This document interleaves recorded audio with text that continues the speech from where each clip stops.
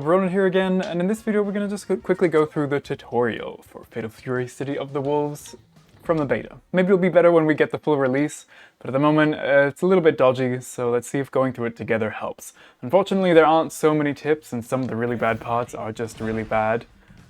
Easy enough for the movement, obviously.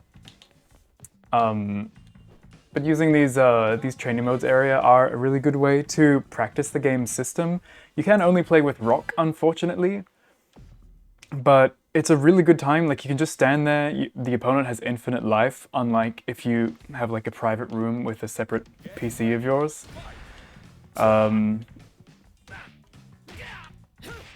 So yeah, you can practice like the cancel system, which is really weird,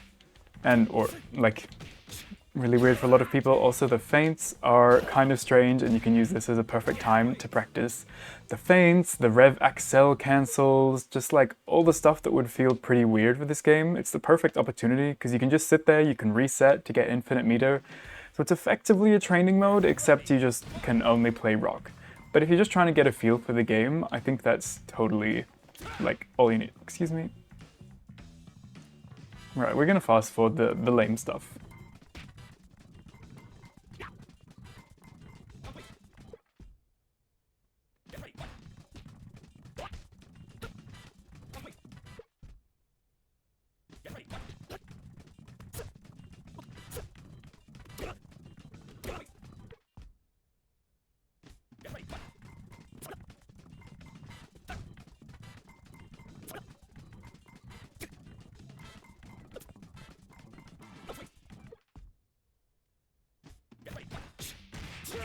Combination attacks seem like a pretty cool way of getting decent damage, especially when you're new to the game.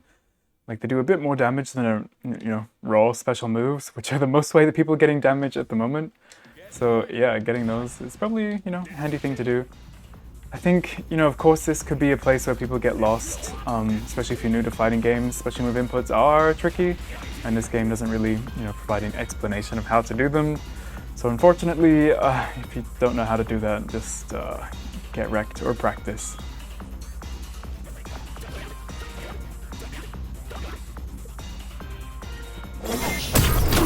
So now it's Rev Arts, where you press two buttons together to do the EX version.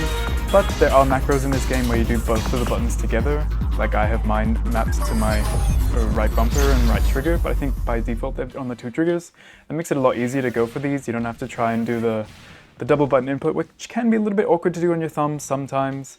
So yeah, I like to use those instead, just as a little tip, since everything else here is boring.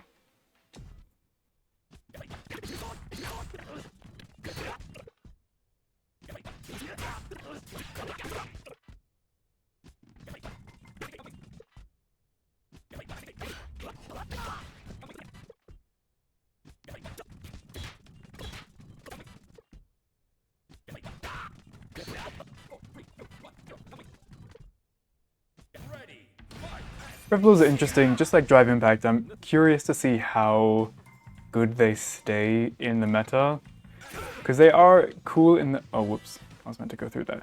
They're interesting in the fact that they, can't be countered by multi-hitting moves. It seems like they have infinite armor, and they can only be countered by another Rev blow, which the opponent may not necessarily always have. Like, if you're in different levels of your life bars or whatever, there's a chance that there's just nothing they can do about them. And they also seem generally safe, unless, I guess you could, like, just defend them and do a reversal that way, but, that's pretty high execution.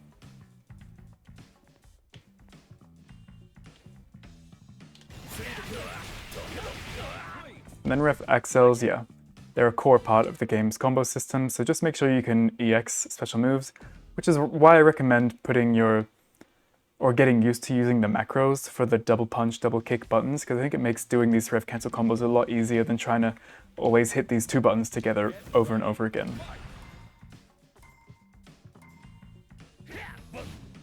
Rev Guard, this is actually a pretty good demonstration with Terry, because you can see the difference in the pushback pretty significantly. Of course, the chip damage and stuff changes, but like in this first example here, like I could go for, or I could get hit. I'm in throw range, whereas in the other one I'm a little bit further out. I probably can't even do my pokes. So it definitely can make things a lot more, you know, cool different pushback potential. What am I doing? Oh, just defend, my bad. Just with Rev block, the just defend seems like it's a pretty important part of this game, because you can do it all the time. And now this is the tricky one, and I'm just gonna yap for a second. You can do it all the time. It's super, like, it's just really good. It's not so tight either. I think it's like 4 or 5 frames from what I've heard. So like not super hard to do. You can do it accidentally. You can do it while you're jumping, so you can block projectiles in the air if you've decided to, you know, jump inwards, so you don't die from a poorly timed jump like you do in Street Fighter. You can even block certain DPs or supers if you're just on a regular jump, which is really good. It gives you a little bit of meter back. It gives you a teeny bit of life back. It like presents pushback, so it can make things safer. And the fact that you can cancel it into special moves means that you can make things that were regularly unsafe, safe, and possibly go into a combo. And then there's also the super, super high execution where you can somehow like buffer in a super and like get a 0 frame super. Now, for this training mode part, this is really annoying, and unfortunately I don't have really any tips for this. I know people get stuck on this a lot. I've already received a lot of comments about it, and I haven't even done a training mode video. Unfortunately, it is just extremely tight timing, unlike the just defense, which is pretty easy to do. The hyper defense is not so much. And just to clarify, you are not meant to do a just defense on the first hit of this. You're meant to just time forwards on the second hit. So just be holding backwards and do a regular block, and then tap forwards for the second hit. And yeah, it's kind of tight, but as long as you're not accidentally doing the just defense and then doing the hyper defense, because that doesn't really work. It's meant to be used, I think, in situations where there are not a gap in the opponent's block string, like they have multi-hitting moves, or they have like a button into special that they're always using.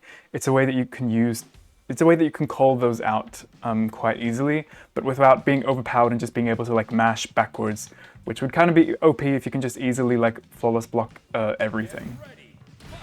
But yeah, unfortunately that is a little difficult to do, but just make sure you do a regular block and then tap forwards, and just try doing it earlier and later and you'll get through it. What am I doing?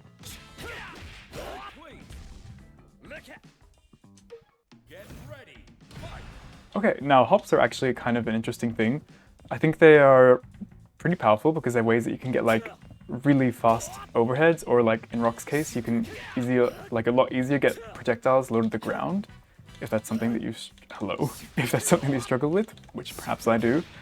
And yeah, your jump-ins, like you can make them a lot closer to the ground. It makes it a lot harder for people to anti-air you, and also it'll change whether you get like cross-ups or not, because you know, you're not really going to cross up. I don't think any character crosses up with their hops, unless, you know, there's slight variations there. But yeah, very powerful, and you know, the little hop, it's a lot easier to get mixed, like jumps into throws and lows and whatever. So very powerful, and I think doing it with the Rev makes it a lot easier, especially if you're on controller, because like walking forward and then doing a tap up can be kind of awkward. So if you're able to just press the Rev button as you press up, it's really loose. You can even like go up and then press the Rev button, and there's like a little bit of buffer that you can like make it into a hop from your regular jump. So it makes it super easy. So make sure you have a Rev button on a button that you like. For me, it's the left trigger. And dash jump, yeah, I actually really can't tell the difference between a regular jump and a dash jump. You can do a just defend after both of them, but yeah, I guess if you want that little bit extra boost, you can go for the dash jump, but I would just go for regular jump most of the time, instead of giving up a few frames of trying to be extra. Now, something I noticed from doing these trials is that the wake-up input window is surprisingly small in this game. For a game that generally has a large special input window, the wake-up special input window is very, very small. So you really have to time it as like right as you get up off the floor and like right as the opponent's attack is about to hit you, then you go for your special move. So kind of do it less of a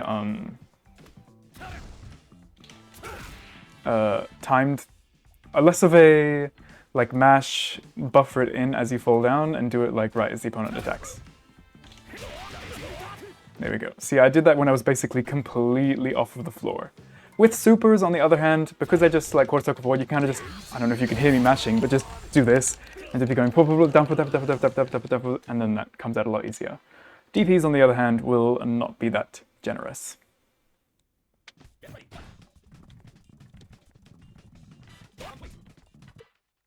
And yahoo, we finished the tutorial. There are some bumpy bits, which can be really annoying to get through, and also, you know, it doesn't teach you that much, but yay, wahoo, we did it.